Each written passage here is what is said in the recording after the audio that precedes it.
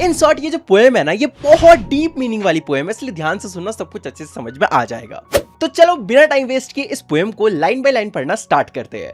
And हाँ, trust me, इसके बाहर से तुम्हारे एग्जाम में नहीं आने वाला। हाय, मैं हूँ रॉबर्ट फ्रॉस्ट और ये जो पोएम है ना, ये कुछ ऐसे स्टार्ट होता है। Some say the world will end in fire, some say in ice. यानी कि कुछ लोग कहते हैं कि ये जो पूरा दुनिया है ना, ये फायर की वजह से खत्म होगा। मतलब अर्थ के अंदर बड़े बड़े वोल्केनोस फूटेंगे और वो बाहर लावा के फॉर्म में निकलेंगे और पूरा अर्थ लावा से भर जाएगा। या फिर सन इतना गर्म हो जाएगा या फिर इतना धरती के पास आ जाएगा कि ये जो पूरा धरती है ना, ये जल के राख हो जाएगा। और वहीं पर कुछ लोग ऐसे भी हैं जो ये मानते हैं कि ये पूरा दुनिया आइस की वजह से खत्म होगा, यानी कि पूरा का पूरा अर्थ जम जाएगा। और देखो, ये किसी भी वजह से हो सकता है, क्लाइमेट चेंज की वजह से हो सकता है, ग्लोबल वार्मिंग की वजह से हो सकता है, या फिर और भी रीजंस हो सकते हैं। लेकिन लोगों का तो यही मानना है कि ये जो अर्थ है ना, ये या तो फायर की वजह से खत्म होगा या तो आइस की वजह से खत्म होगा। क्या अर्थ के खत्म होने का रीजन कुछ और भी हो सकता है? नहीं ना, मेनली तो यही दो रीजंस है जिसकी वजह से अर्थ खत्म हो सकता है। वैसे हाँ, आइस वाली चीज को समझने के लिए तुम स्नोपियर्सर भी देख सकते हो। ये एक बहुत ही ब्यूटीफुल सी सीरीज है जिसमें ये बताया गया है कि अगर ये पूरा दुनिया जम जाएगा ना,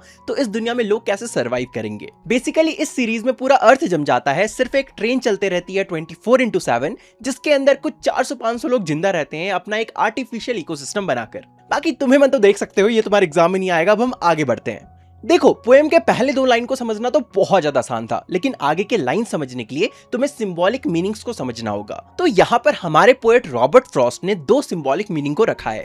सबसे पहला, रॉबर्ट फ्रॉस्ट फायर को डिजायर यानी कि तुम इच्छा या फिर ग्रीड भी कह सकते हो, तो उसके रूप में इस्तेमाल कर रहे हैं। और वहीं पे आइस को रॉबर्ट फ्रॉस्ट हेट्रेड यानी कि नफरत या फिर तुम कोल्डनेस भी कह सकते हो, उसके रूप में इस्तेमाल कर रहे हैं। इन शॉर्ट, तुम फायर का मतलब ग्रीड समझ सकते हो और आइस का मतलब हेट्रेड समझ सकते हो। जहां पर भी फायर वर्ड का यूज हो, वहां पे समझ जाना कि ग्रीड को स्पेसिफाई किया जा रहा है, यानी कि लालच के बारे में बात किया जा रहा है। और जहां पर भी आइस के बारे में बात हो, समझ जाना कि हेट्रेड यानी कि नफरत के बारे में बात किया जा रहा है। बहुत आसान है। अब हम आगे के लाइंस को पढ़ते हैं। तो पोएम के आगे के लाइंस कुछ इस प्रकार है। From what I have tasted of desire, I hold with those who favor fire. तो यहाँ पर पोएट कहते हैं कि जहां तक उनको पता है, ये जो पूरी दुनिया है ना, ये फायर की वजह से खत्म हो सकती है। मतलब तुम खुद सोचो ना यार, अगर हर इंसान की हर डिजायर, हर इच्छा पूरी होने लगी तो इस दुनिया का क्या होगा। तो चलो कुछ एग्जांपल से समझाता हूँ। मान लो तुम्हारा एक हरामी दोस्त है और वो ये डिजायर रखता है कि उसे इंडिया का प्राइम मिनिस्टर बनना है, और वो प्राइम मिनिस्टर बन भी जाता है, तो तुम खुद सोचो इंडिया का क्या होगा। और एग्जांपल्स लेते हैं। मान लो हिटलर या फिर आज के टाइम में नॉर्थ कोरिया का जो लीडर है किम जोंग उन, इनकी डिजायर्स पूरी हो जाती है, तो इस दुनिया का क्या होगा।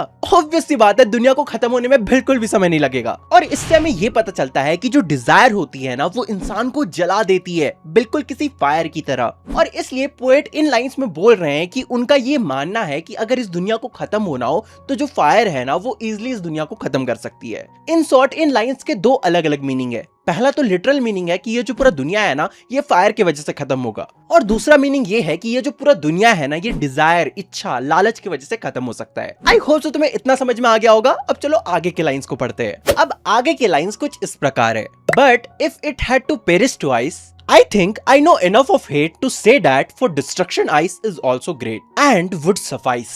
अब पोएट कहते हैं कि अगर दुनिया को एक बार नहीं बल्कि 2 बार खत्म होना हो, यानी कि पेरिश ट्वाइस, तो उन्हें लगता है कि आइस यानी कि हेट्रेड यानी कि नफरत भी काफी है दुनिया को खत्म करने के लिए। अब तुम खुद सोचो ना यार, तुम्हें अपने पड़ोसी से, अपने एक्स से, अपने दोस्त की हॉट गर्लफ्रेंड से और शर्मा जी के बेटे से जो बार बार तुमसे ज्यादा नंबर लेते आता है, उससे कितनी नफरत है।